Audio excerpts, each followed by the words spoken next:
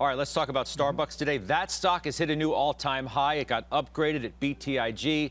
Street high price target goes to 130. We've made it our call of the day. Josh, you've been all over this for many months.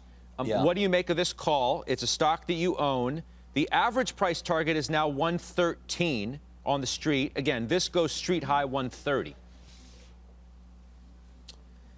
Yeah, you know, I had a really interesting conversation with a chief strategist at one of the big banks on the street, and he said something that really stuck with me months and months later.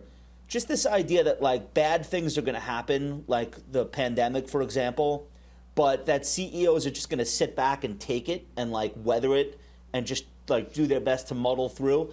Nobody who makes it into the CEO chair at a Fortune 500 company is going to sit back and take anything. These people are type AA, type AAA. So what Starbucks did in response to the pandemic was not close a whole bunch of stores and hope for the best.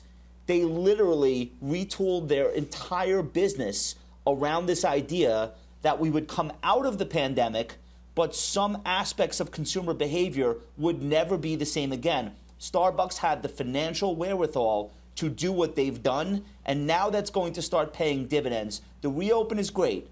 A lot of their locations are in touristy areas. They're in airports. Business travel is important. The reopen is great. But this CEO and this business was going to turn things around no matter when the vaccine came out. So now it's walk-up windows. It's more drive-thrus. It's a new and improved app experience.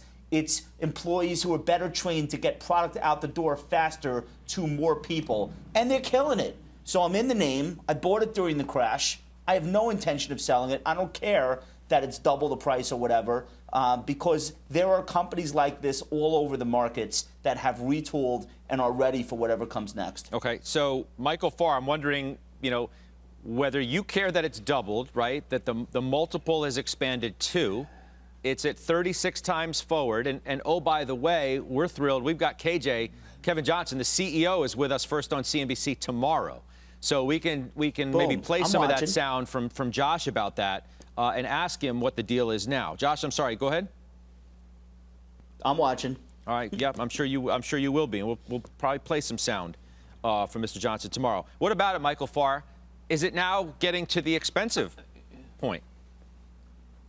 Oh, yeah, definitely getting to be expensive. And I'm going to be watching, too, because I've owned it for a long time.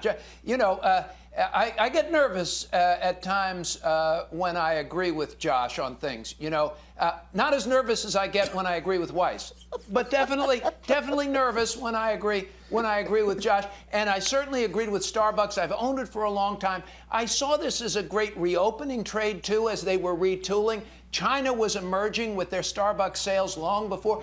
The stock's still expensive, Judge, period. No way around it. Still growing earnings, though, at 15%.